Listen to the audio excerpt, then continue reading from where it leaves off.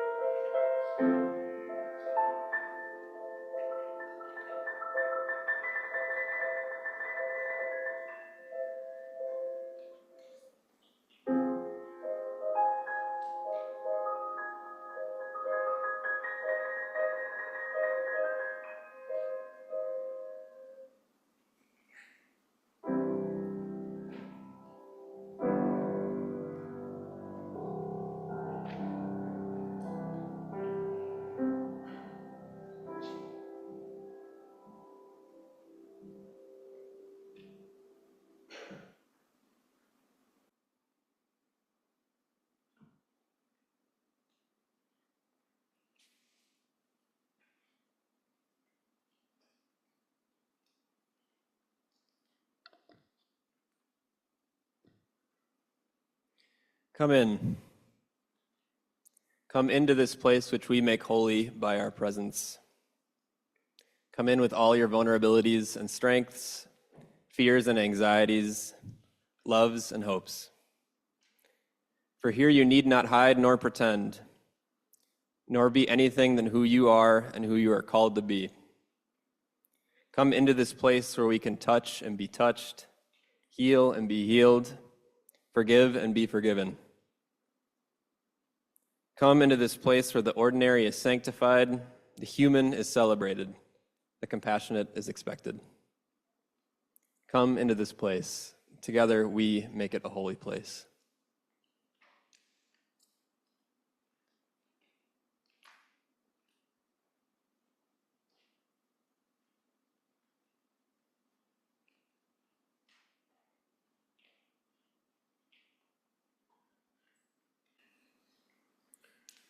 My name's Tim Nelson. I use he, him pronouns. When death is the water, and love is the raft, grief is the oar. Let it move you through.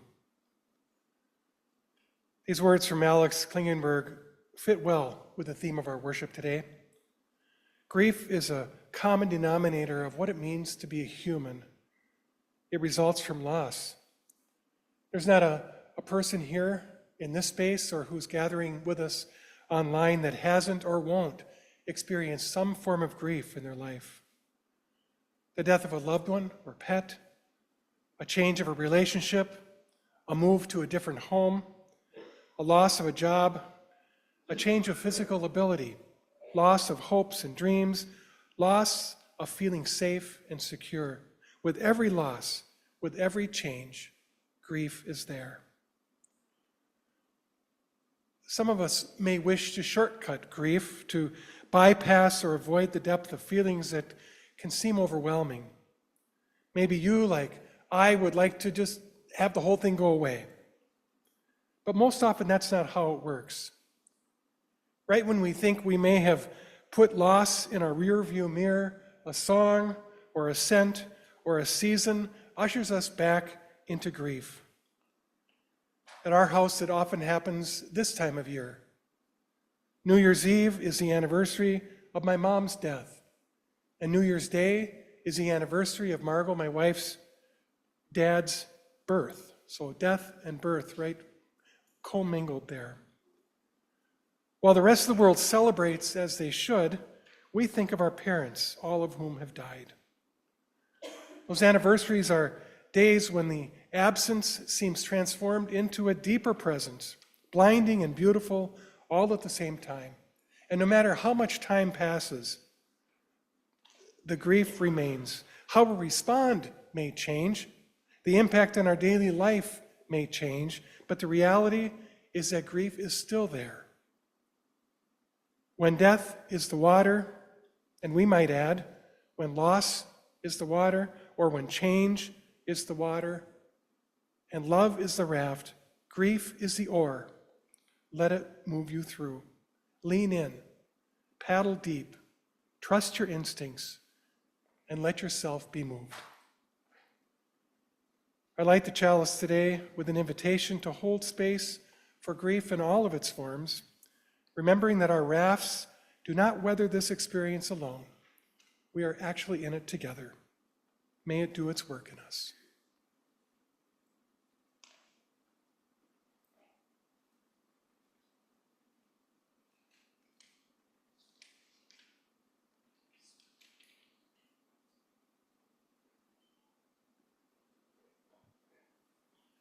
Please join me in the reading of the opening words.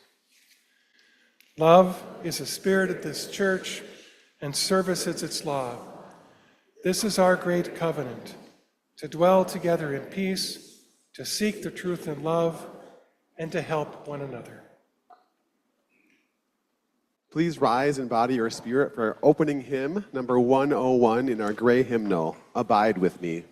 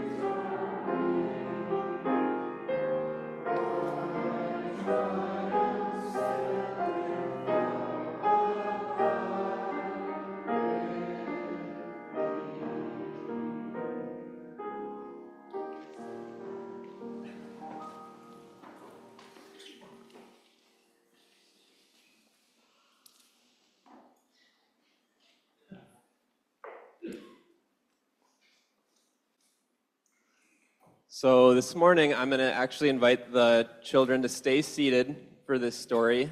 And this story has to do with grief, which obviously is the theme so far of the service and will continue to be. And if you came with someone today, feel free to sit close.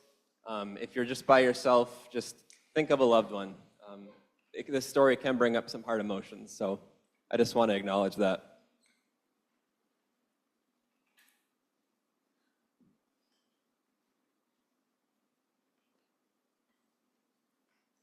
This one is called Rory and His Grandma. On the first day of summer break after his 4th grade year, Rory sat on the couch watching cartoons. Suddenly, his dad popped in, smiling. "Hey, Rory, Grandma wants you to come over for dinner tonight. She needs help making chicken noodle soup." "Sounds good, Dad," Rory replied. Rory loved his grandma. He loved cooking with her, drawing in her coloring books, and most of all, just hanging out on her couch and talking with her. Rory's connection with his grandma felt different than the one he had with his dad. He loved his dad so much, but it was nice having time with just him and his grandma.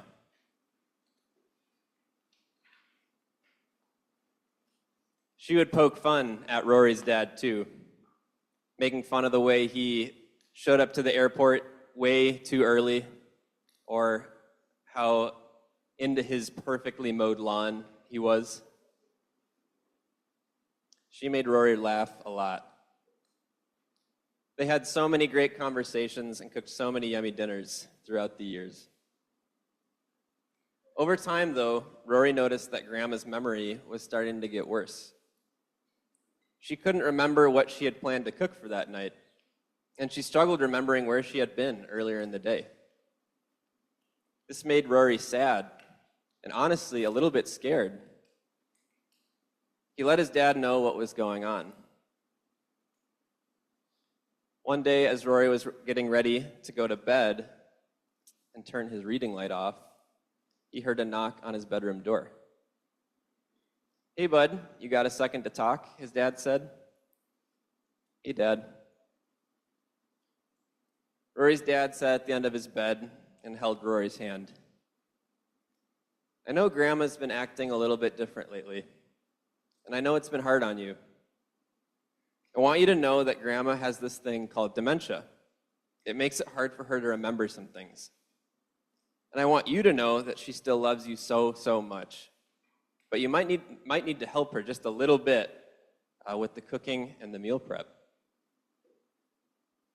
As they wrapped up their talk, Rory hugged his dad and told him that he loved him. Rory had just begun his 8th grade year, and as you can imagine, this was a lot to take in.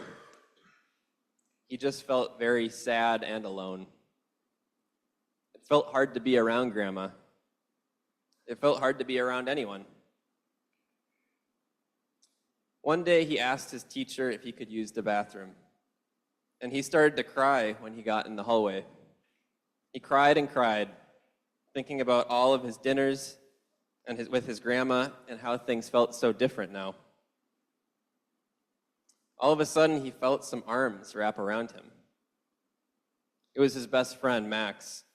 She squeezed him tight, and when his tears started to dry up, she lovingly asked him, "Rory, where the heck have you been? I miss you. I haven't talked to you in weeks." Rory laughed and explained to Max all that had been going on with his grandma. "Dang, Rory, I'm so sorry. I love you and hope you know that I'm here for you," Max said. "You got to let your friends know about this kind of stuff, though. I can't help you if I don't know that you're hurting." "Thanks, Max. Love you too," Rory replied. After that talk with Max, things began to feel just a little bit lighter for Rory. He began to realize that he needed to lean into his friends now more than ever. He even invited his friends to come over for the next dinner with his grandma. His grandma opened the door and saw Rory and his friends. A huge smile appeared on her face. Oh my gosh, Rory, you brought the whole crew. What a treat. What's for dinner? Hey, Grandma, Rory said. We brought some stuff for chicken noodle soup.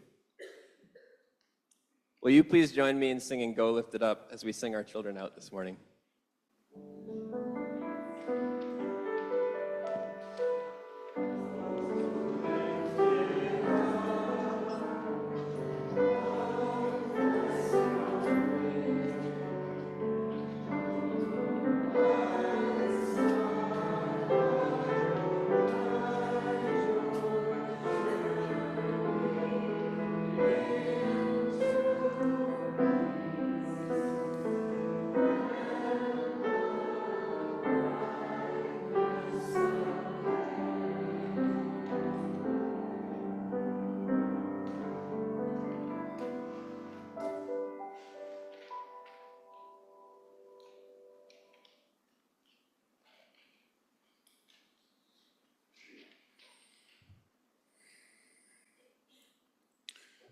Please join me for a moment of prayer or meditation.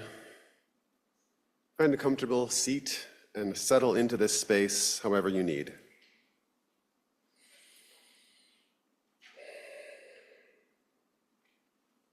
Spirit of life, Spirit of love, Spirit of mystery and wonder.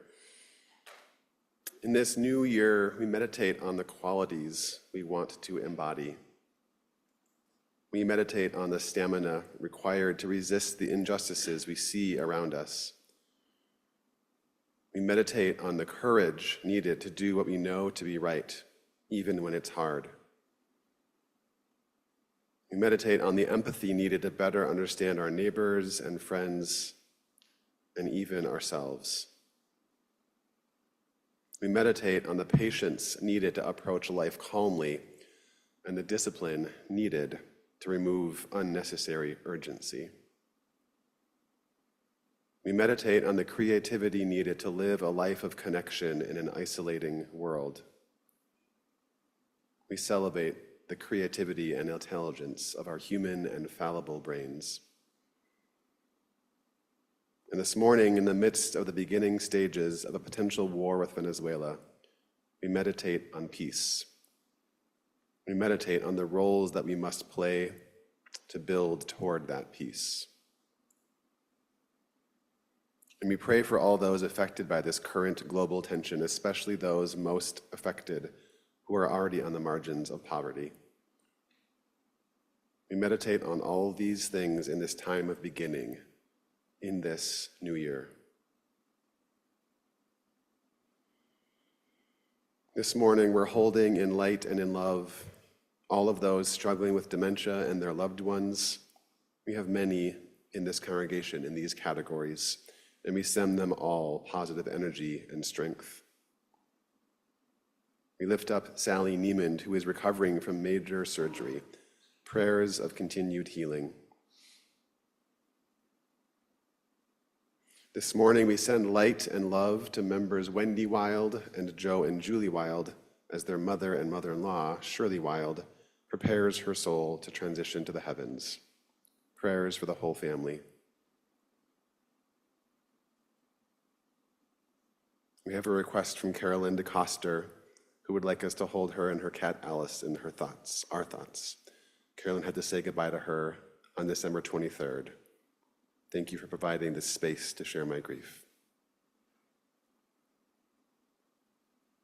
And praying for the people of the world who are strained by violence, hunger, disease, and totalitarianism, holding young friends in Venezuela whose senior college year in the US is uncertain after the events of this weekend.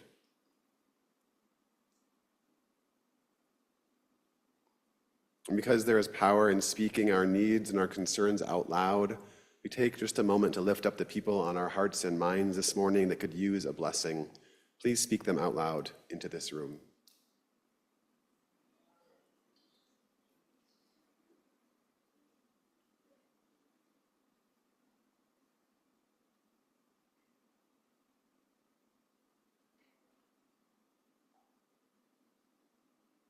Knowing that we are more able to hold these concerns together than we can alone. May it be so and make it so. Amen.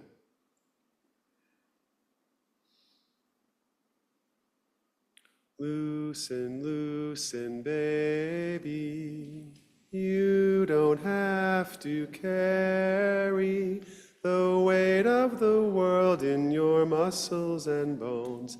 Let go, let go, let go. Loosen, loosen, baby. You don't have to carry the weight of the world in your muscles and bones. Let go, let go, let go. Loosen, loosen, baby. You don't have to carry the weight of the world in your muscles and bones. Let go, let go, let go.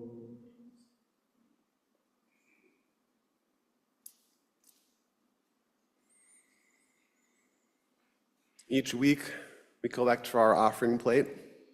The money collected goes to support the work of this church in serving our mission of growing hearts and serving the world in love. This mission says we are here for each other, we are responsible for each other, and we work for a world in which the loneliness of living is met by our fierce and courageous love, which says, you matter, you belong. This is why we are here. Thank you for your generosity and faith in helping us to bring this message to all who need it. The offering will now be gratefully collected.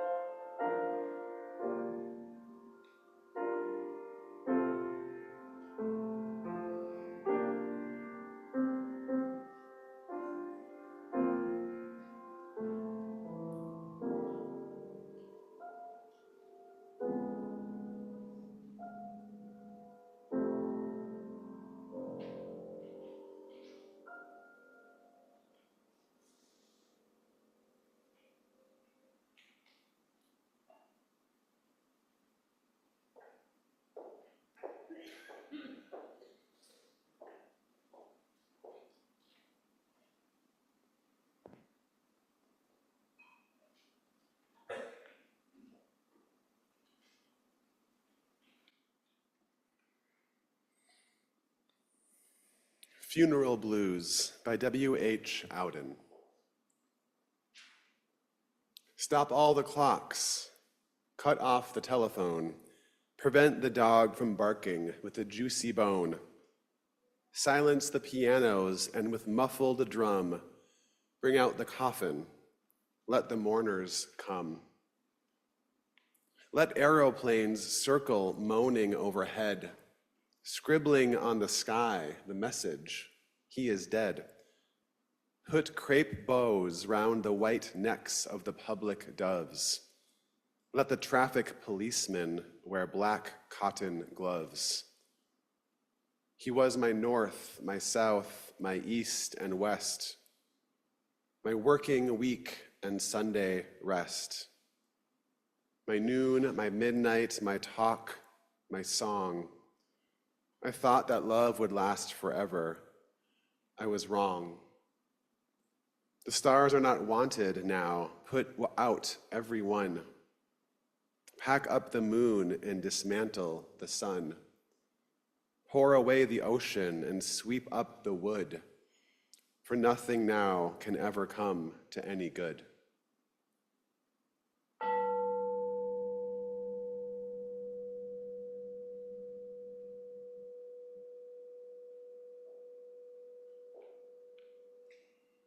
Each year we gather at this, the first service of the year, for our annual candle lighting ritual, when we honor those beloveds whose hearts are connected to ours who passed away in the last year.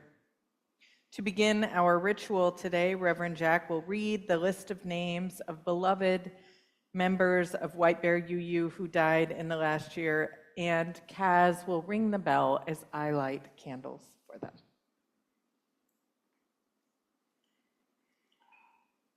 April Elfith.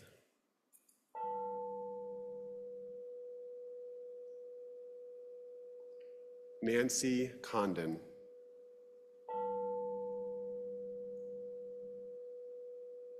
David Dixon.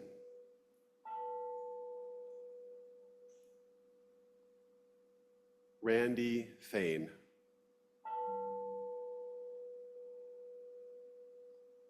Tammy Gerber.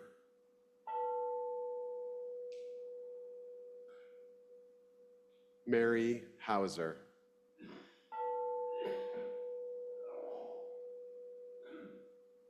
David Heath.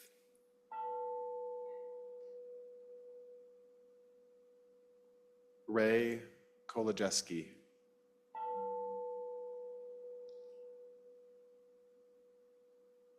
Cheryl Niebuhr.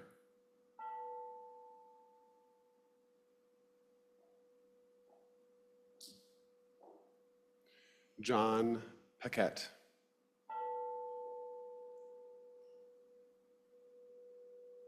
Joe Rosinka.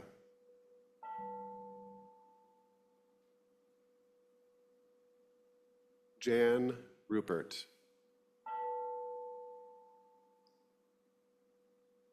Ellen Schmidt.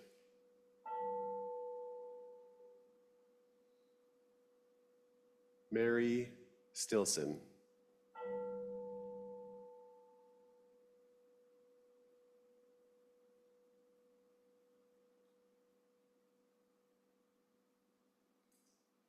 And now you are invited to come up and light a candle for someone beloved to you who passed away in the last year. We're going to form two lines, one coming down this aisle and one coming down this aisle, and you can come, we will hand you a candle. You can light it in and place it in the boxes. It's kind of hard to see, but there are circles where the candles go, so you can place it in the circle. And then you can say your beloved's name into the microphone if you would like. And if you would prefer to not come up, Reverend Jack will walk around at the end with a microphone to bring it to you, and I will light a candle for you. And I invite you all to help hold the silence for us as people come up and light these candles and name these names, as we all witness this loving heartbreak. Please come forward now.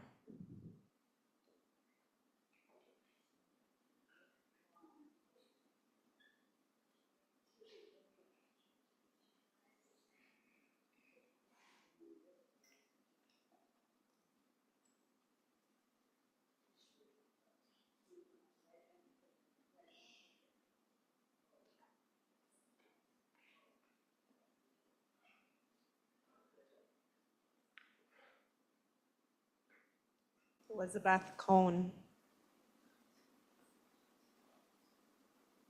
Jamie Grassman.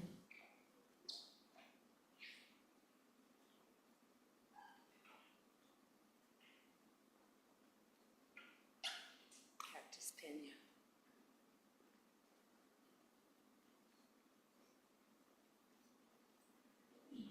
David Heath and Ray Kolodziejski, the best blind bowler I've ever known.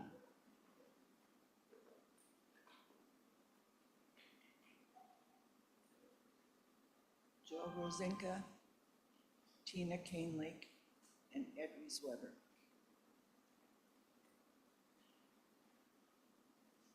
Dave Moore.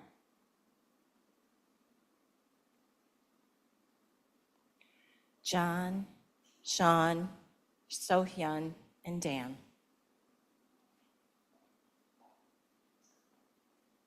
Judith Myrick, my mother. Dan, Danny, and Alice. John Cooper, father.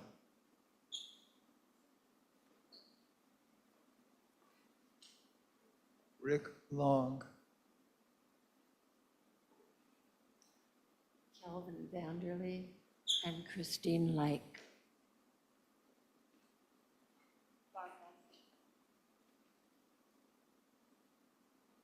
Wally Upham.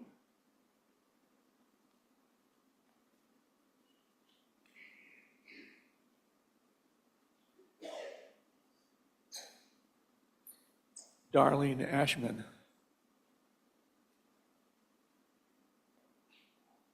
Jay Carter. Roger Carlson, the most wonderful father-in-law, grandpa, and husband. Melody.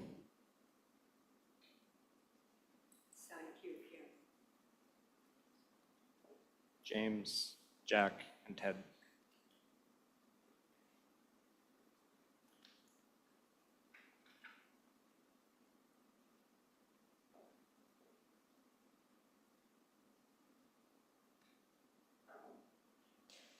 Craig Brannon.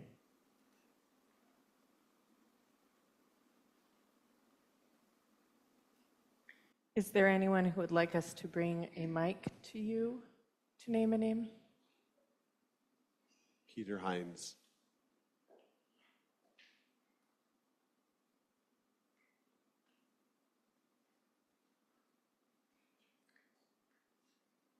Charlie Long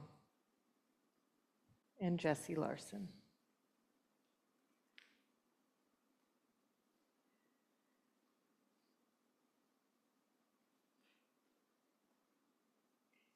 Can we light one more for the unnamed?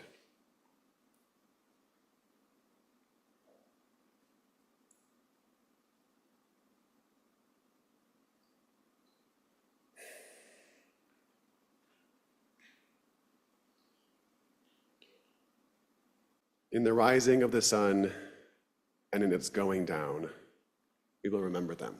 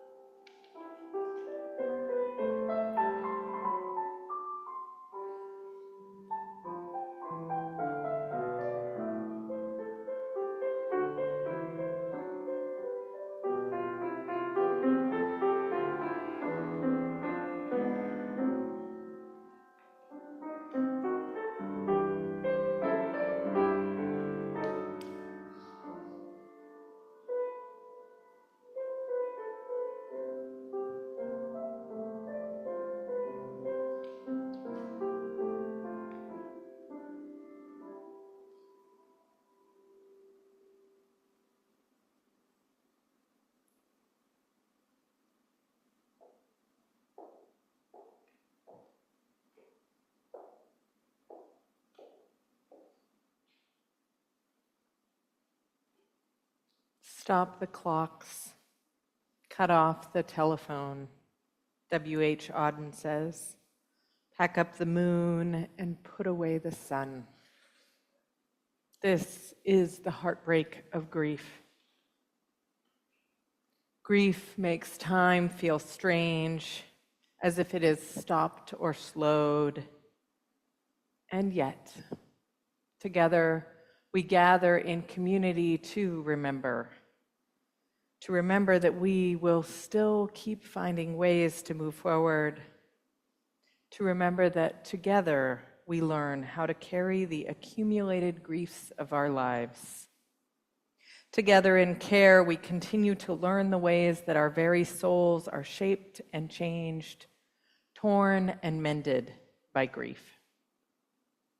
And what's true is that as we name our beloveds in this annual service of grief, what's true is that we're also grieving the harm and injustice that our country is committing daily. The lives that have been traumatized and ended because of the policies and procedures that have been put into place. We carry the grief of moving through a world racked by climate change, systems of oppression, ICE raids, human rights atrocities happening in Gaza, the Ukraine, and now Venezuela. We are witnessing the harm of our planet and of humanity. And we, as Unitarian Universalists, our theology is centered on interdependence, that truth that we are responsible for each other. And from that place, grief grows with the harm that is occurring. No one gets out of this time unscathed. We are grieving for humanity and for our planet. So if your grief feels like a lot today, if it's feeling a bit overwhelming, I invite you to breathe and just sit here with us and know that you aren't alone.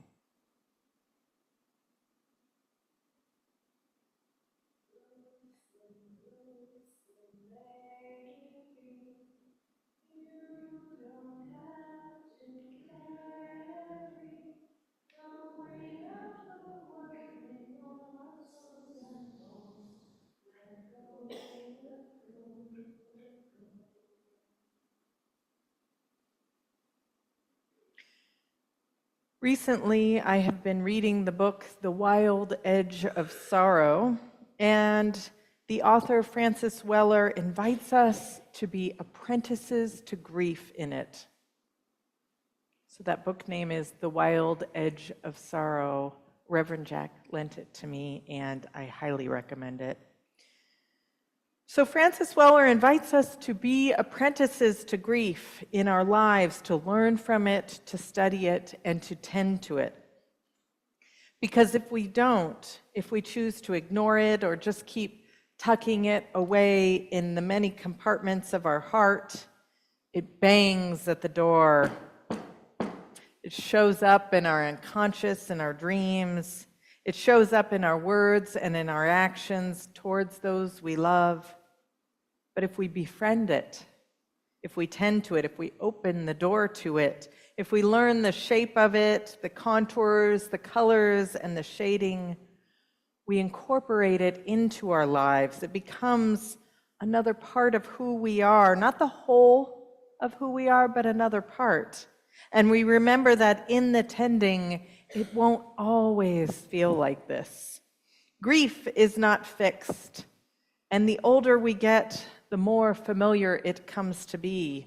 And what's true is we want grief and death to make sense.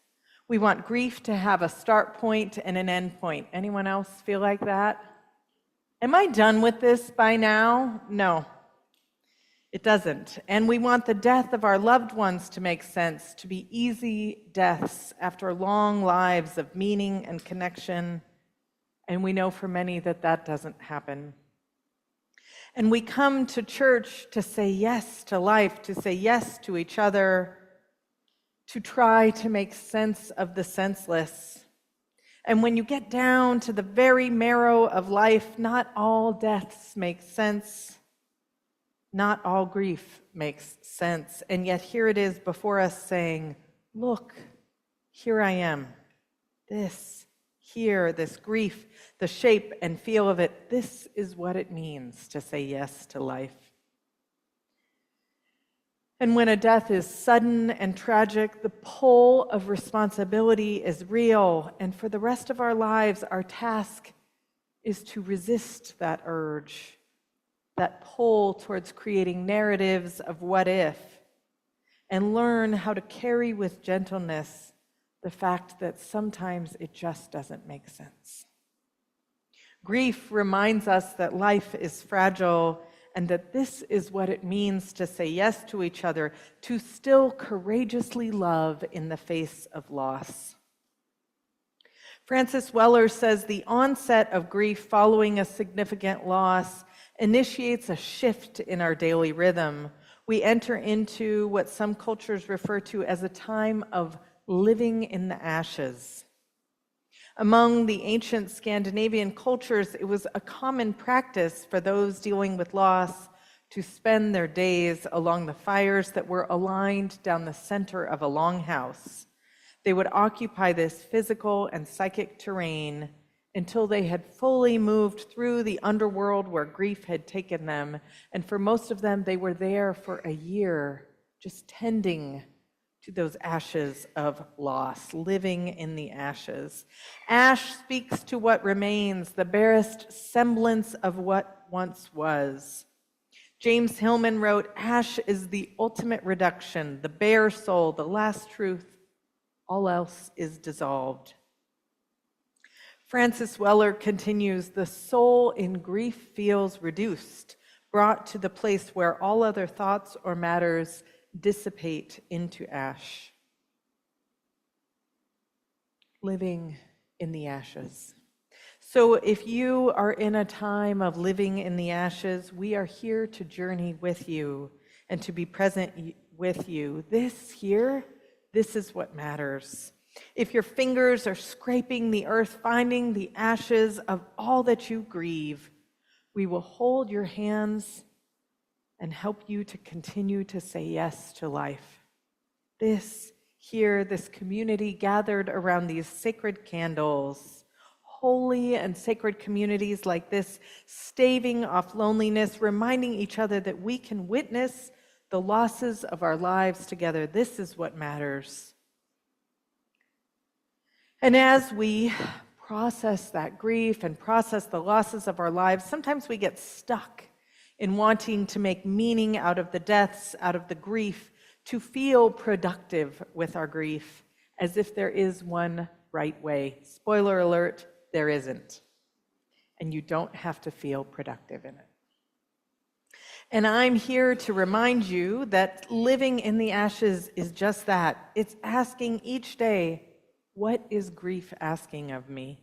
It is being an apprentice to grief, but knowing that core truth that death often doesn't make sense, doesn't happen for a reason, and that for the people we love, there is no better place than here beside us, and that we are haunted by the shape of them, the memory of them in our lives. With curious and aching hearts, we turn towards our grief, learning the nuances of it, knowing the heartbeat of it as our own. If they ask what I did well, tell them I said yes to life. Go the lyrics to a beloved hymn in our hymnal written by Alicia Carpenter. Disappointment pierced me through, and still I kept on loving you. So, beloveds, if you are struggling with that yes to life, please reach out to me, Reverend Jack or Kaz, or the people you trust. We need you with us. We need all of us. We are in this together, but we have to let each other in. Tending to our grief helps us to turn towards each other and towards loving life, which softens our hearts and nurtures compassion. Francis Weller says, grief asks that we honor the losses of our lives and in so doing deepen our capacity for compassion. When grief remains unexpressed, however, it hardens, it becomes solid like a stone. He continues, we in turn become rigid and stop moving in rhythm with the soul. When we're in touch with all of our emotions, on the other hand, we are more verb than noun, more a movement than a thing. But when our grief stagnates, we become fixed in place, unable to move and dance with the flow of life. Grief is part of that dance. And we figure out how to do this in community. A final story for you from this book. Has anyone heard of the Rosetto effect? So the town of Rosetto, Pennsylvania, was historically known as an Italian-American mining community. And researchers found, they were perplexed by this finding that the rate of heart disease in that town was markedly lower than it was in the surrounding communities. So they studied it. They looked at smoking rates, exercise patterns, dietary practices, access to resources, genetic factors, and they didn't find anything that could account for that difference. And this study looked at death certificates between the years of 1935 and 1985. And so for those first 30 years, the rates of heart disease were so much lower than everywhere else. And then after that, they began to increase. See, what happened in the 60s was that people began moving out of town, moving to single homes. Multi-generational families no longer live together. Many of the younger generations moved to bigger cities. And so what the researchers found was called the Rosetto effect, that belonging and having community had a marked difference in heart disease. And if you are arguing against this because this doesn't sound like science, there is a study you can go read after this. And so good people of White Bear UU, coming to church is good for you. Being part of this community is good for you, it's good for your heart. We need each other to make it through, to continue to say yes to life, to learn from the griefs of our lives and witness them together, to cry together, to scream out at injustice and pain, and then to soften to a place of compassion for ourselves, our own grief, and the griefs of those we are surrounded by. This is what matters. This is what our hearts need, so that we can loosen, so that we can learn how to not carry the weight of the world in our muscles and bones, so that we can abide with each other and say yes to life one day, one moment at a time. If they ask what I did well, tell them I said yes to life. Saying yes to life is saying yes to grief, together in community. This is sacred and holy. Remember, you aren't alone in the tending. Amen.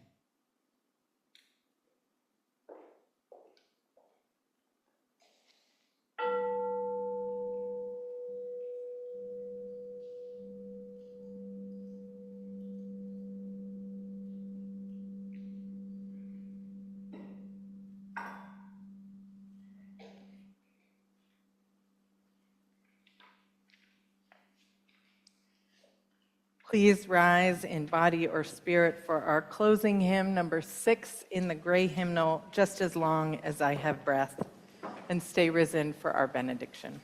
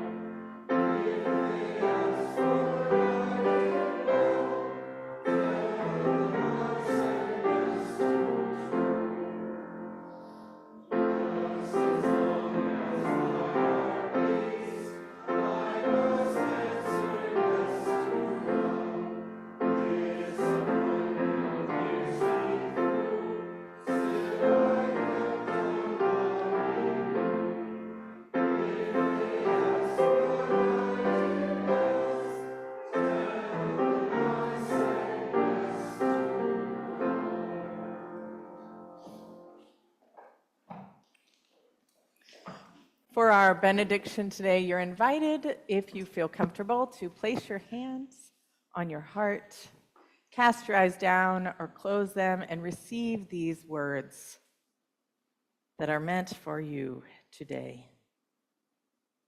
They're from Wayne Arneson. Take courage, friends. The way is often hard. The path is never clear, and the stakes are very high. Take courage, for deep down there is another truth. You are not alone. May you carry that truth with you as you go out into the week and carry it to the people you meet. Amen. Will you please turn to your neighbor and thank them for coming to church this morning and join us for coffee hour?